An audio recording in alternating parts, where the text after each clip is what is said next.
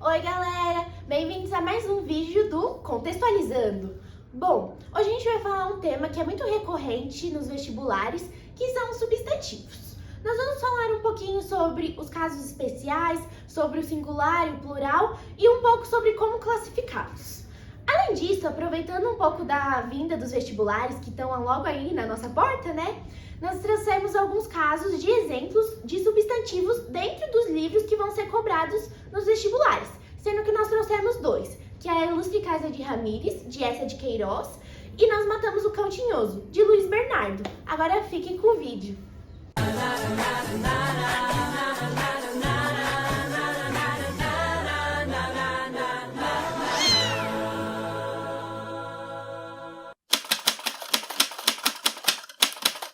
Bom, agora eu vou falar um pouquinho sobre a classificação dos substantivos. A primeira classificação que a gente tem é o simples, que ele vai ser formado por uma só palavra. Então, cadeira, pulseira, elástico, ventilador e por aí vai. A frase que a gente tem aqui é: os miúdos da primeira classe a jogar berlindes. Berlindes, nesse caso, na língua deles é berlindes, mas na nossa é bolas de gude. Por ter bola e gude é um substantivo composto na nossa língua, mas na deles, por possuir só uma palavra, vai ser um substantivo simples. A outra classificação é o composto, que vai ser formado por duas palavras. Então, por exemplo, vinagre, guarda-sol, guarda-chuva, enfim. A frase que a gente tem aqui é: a casa continha uma cômoda, um guarda-fatos e 3 camas e uma mala de cânfora, que foi retirado lá do livro.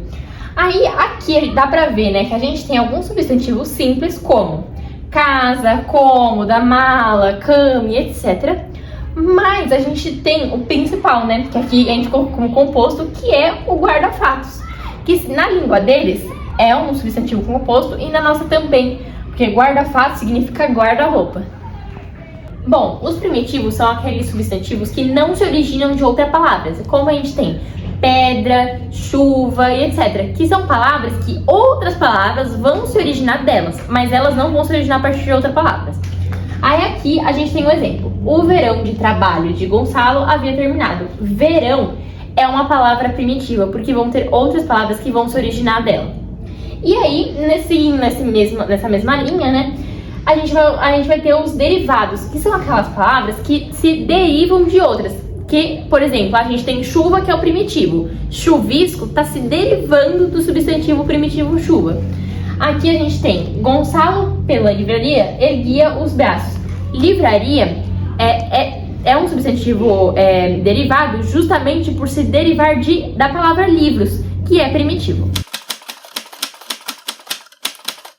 E aí, a gente falou das classificações e agora a gente vai falar sobre as significações. A gente tem 5. A primeira delas são os comuns, aqueles substantivos comuns. O que são os substantivos comuns? São aqueles que abordam seres no geral, que não são seres específicos. Então, o exemplo que a gente tem é: isso foi leiteira. Leiteira, na tradução da língua dele, significa sorte. Mas pra gente, leiteira, leiteira, derivado da palavra leite, enfim. E por isso que leiteira vai ser um substantivo comum, por designar uma coisa geral. Bom, agora a gente tem os próprios, que designa um termo específico. Então, por exemplo, nomes de pessoas, nomes de estado, nomes de países. Então, Brasil, São Paulo, Beatriz, Letícia, Ana são substantivos próprios. E os substantivos próprios, a gente tem que lembrar que sempre vão ter letra maiúscula. Então, o exemplo que a gente tem: a Isaura respirou fundo. Isaura é um substantivo próprio, justamente por ser o nome de uma pessoa, de uma mulher, nesse caso, e ser acompanhado de uma letra maiúscula. O próximo que a gente tem são os concretos. São aqueles substantivos que a gente consegue imaginar. A gente tem uma imagem na nossa cabeça. Então, se eu falar pra você: imagina um saci, você sabe o que é. Você consegue imaginar. Imagina uma pulseira, você consegue. Imagina um ventilador, você consegue. Esses são os concretos. Então, o exemplo que a gente trouxe aqui é: o senhor administrador fumava um cigarro. Cigarro é concreto, porque a gente consegue imaginar ele, a gente consegue tocar nele, enfim. O que a gente tem aqui, né, que meio que se contradiz com o concreto, é o abstrato. Porque são aqueles que a gente não consegue imaginar, porque normalmente são condições físicas, são sentimentos, emoções que não dá pra gente tocar, não dá pra gente imaginar. Então, por exemplo, vocês vão entender, ó. O exemplo, o Kim não teve medo da arma do Gulano. Medo é uma coisa que se eu falar pra você imaginar, você não vai conseguir imaginar. Você vai imaginar uma pessoa se tremendo, uma pessoa com um cara, sei lá, triste, mas assim, mas você não consegue. Então, o sentimento de tristeza, de alegria, de medo, você não consegue descrever, não consegue tocar, não consegue apalpar. Então, por isso que é um substantivo abstrato. E por último, os coletivos, que são aqueles que abrangem um grupo. Então, por exemplo, cardume é um conjunto de peixes.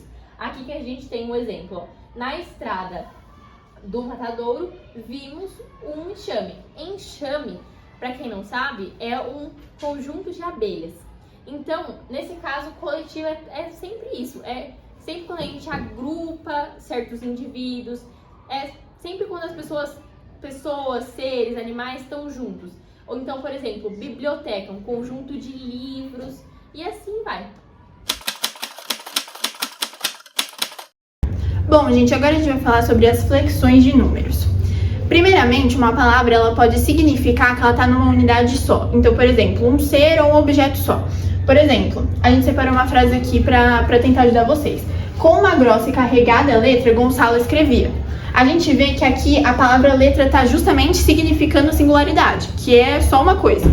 Só que nem sempre as palavras nem sempre as palavras significam a singularidade. Elas podem significar também a pluralidade, quando é duas ou mais unidades. Então, por exemplo, os moleques do Costa vieram ver a Malta passar.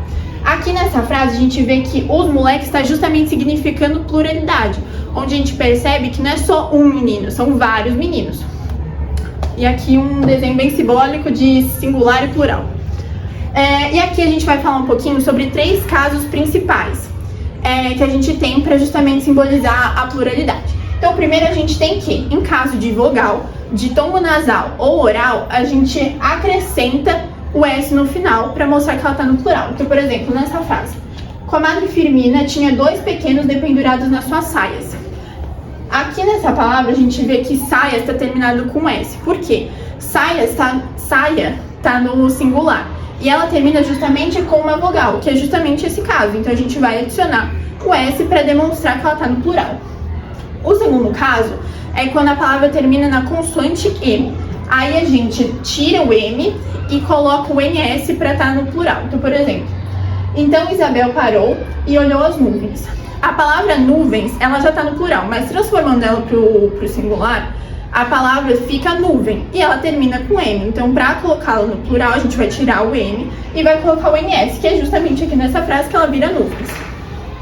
E o nosso último caso, terceiro caso, é quando a palavra termina em Z, N ou R. A gente adiciona o ES para ser plural. Então, por exemplo, no caminho, Ginho tropeçou em algumas raízes.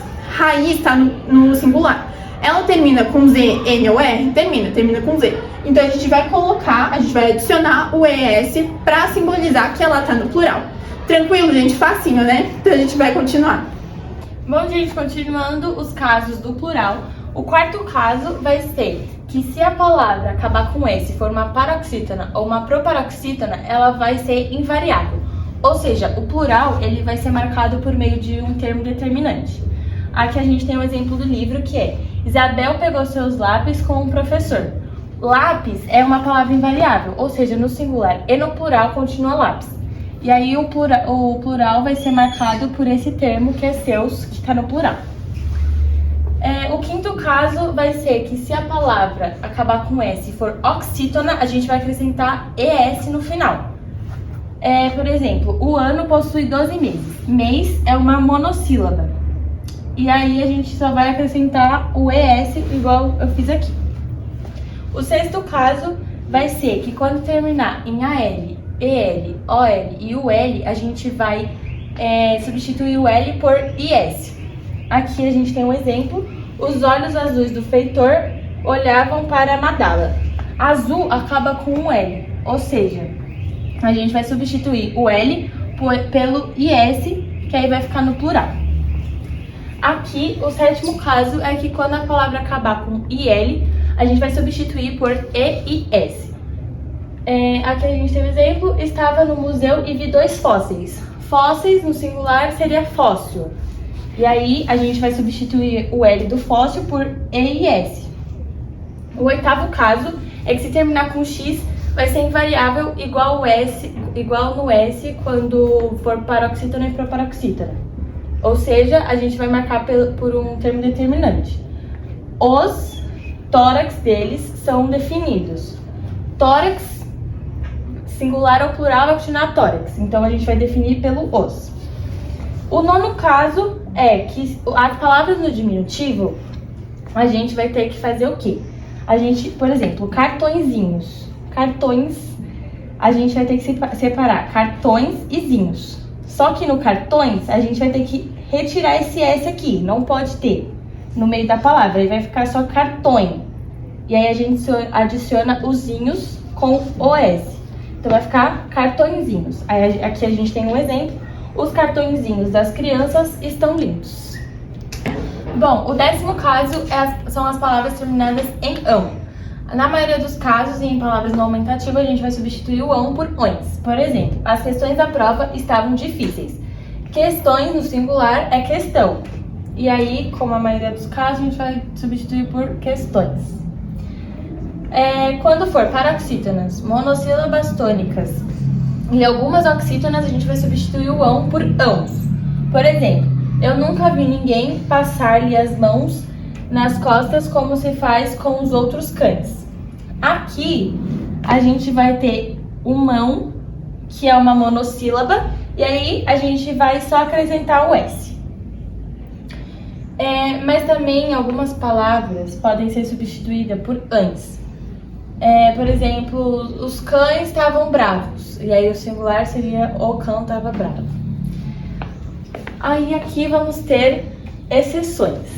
A primeira exceção é que vão ter palavras que o plural vai ser variável. Por exemplo, abdômen, a gente vai ter abdômenes e abdômenes.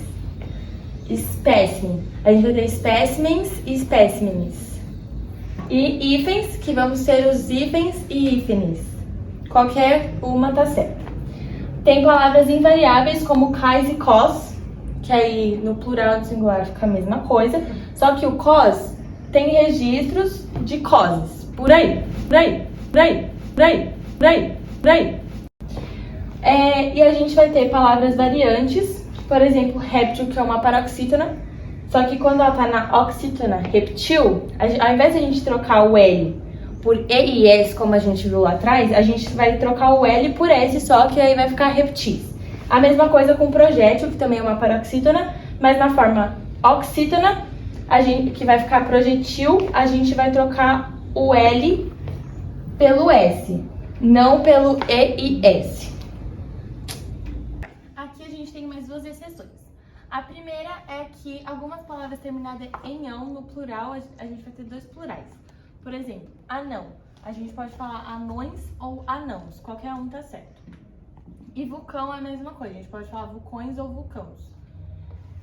E a gente tem 2 outros casos que não entraram em nenhum dos casos que a gente falou antes, que vai ser mal e cônsul. O plural deles vai ser males e cônsules. E é isso. Gente, agora falando sobre os casos especiais, a gente separou alguns exemplos para vocês. O primeiro deles é substantivos que são somente empregados no plural. Existem alguns substantivos na língua portuguesa que só são usados no plural, eles não existem no singular. Um exemplo, as costas de Madala estavam sobre o sol quente. A palavra costas, ela não existe no singular. A palavra costa, a gente não usa isso, a gente não fala a costa. Isso tem um outro sentido, nesse sentido a gente só usa ela no plural. Outro exemplo é a palavra núpcias, que por mais que a noite de núpcias seja uma única noite, a gente fala a noite de núpcias, não existe a noite de núpcia. Segundo exemplo é o plural metafônico. O que é o plural metafônico? Ele é marcado pela alteração de timbre vocal da vogal. O que isso significa? Quando a gente tem uma palavra, ela tem uma vogal, passando ela para o plural, essa vogal vai mudar o timbre dela. Então, o timbre fechado no singular passa para o timbre aberto no plural. Exemplo, a palavra jogou. Vocês podem perceber que jogou tem o timbre fechado no singular. Quando a gente passa para a palavra plural, ela passa a ser jogos, que passa a ficar com o timbre aberto. Dando continuidade, a gente tem o terceiro caso, dos substantivos que alteram o significado do plural para o singular. Existem algumas palavras que no plural significam alguma coisa e no singular outra. Exemplo, apesar do susto, Isabel ficou bem. A palavra bem, ela pode significar virtude ou estado. E a palavra bens, que é a palavra no plural, pode significar patrimônio, de bens materiais, patrimônio. O quarto caso é, em casos de substantivos compostos, ou seja, que são compostos mais que uma palavra, a expressão, a gente tem dois tipos. Quando eles não têm hífen, a gente segue a regra da própria palavra no singular. Ou seja, aguardente vira aguardentes, girassol vira girassóis. O segundo caso é quando o composto dos substantivos é ligado por preposição. A gente tem apenas o primeiro termo vai para o plural. Exemplo, pão de ló vira pães de ló. Pé de moleque vira pés de moleque. Agora falando um pouco dos casos dos substantivos que são separados por hífen, nós temos o primeiro, em que ele vai ser composto por um substantivo, mais um hífen, mais um substantivo. Aí na hora de flexionar, você olha o segundo substantivo, sendo que se o segundo substantivo ele for um tipo, uma qualidade ou uma semelhança, ele vai limitar o primeiro substantivo. Por isso, você pode escolher, ou você flexiona os dois substantivos, ou você flexiona somente o primeiro substantivo. Sendo que aqui a gente já colocou as duas flexões e no singular seria papel, moeda. E aí aqui no plural você escolhe ou flexionar os dois, como em papéis, moedas, ou flexionar só o primeiro, como em papéis, moeda. E aí para vocês entenderem esse negócio do segundo substantivo, por exemplo, moeda, ele tá colocando o tipo de que esse papel é. Por isso que eu posso escolher uma dessas duas flexões. Agora passando aqui para o segundo caso, é quando a gente só vai flexionar o segundo elemento. Mas por que a gente faz isso? Porque o primeiro elemento ele pode ser um verbo ou uma palavra invariável, e aí por isso a gente só flexiona o segundo elemento, ou porque as palavras elas estão repetidas, ou a segunda palavra é uma onomatopeia. E aí aqui nós temos um exemplo, beija-flor. Beija é um verbo, por isso a gente só flexionou o flores, beija-flores. E aqui, pula-pula, são palavras repetidas, por isso a gente só flexionou a última, pula-pulas. Bom, agora o terceiro caso é quando as duas palavras do composto, elas se flexionam, porque elas são palavras variáveis, ou seja, elas são um numeral, um adjetivo ou um substantivo. E aí aqui a gente trouxe os exemplos, como guarda civil, que ficou guardas civis, ou quarta-feira, que ficou quartas-feiras. E aí agora, por último, o quarto caso, que é quando nenhum elemento do composto, ele vai variar. Por quê? Nesse composto, ou vai ter um verbo ou uma palavra invariável. Assim, o que vai variar é o termo determinante. Que esse termo determinante ou é uma preposição ou é um pronome. Por exemplo, os louva a Deus. Você viu que a preposição os que variou, louva a Deus não variou, entendeu?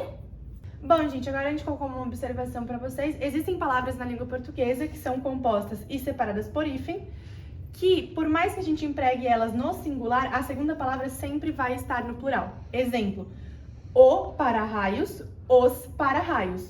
Os salva-vidas, os salva-vidas. E é isso, gente. Obrigada!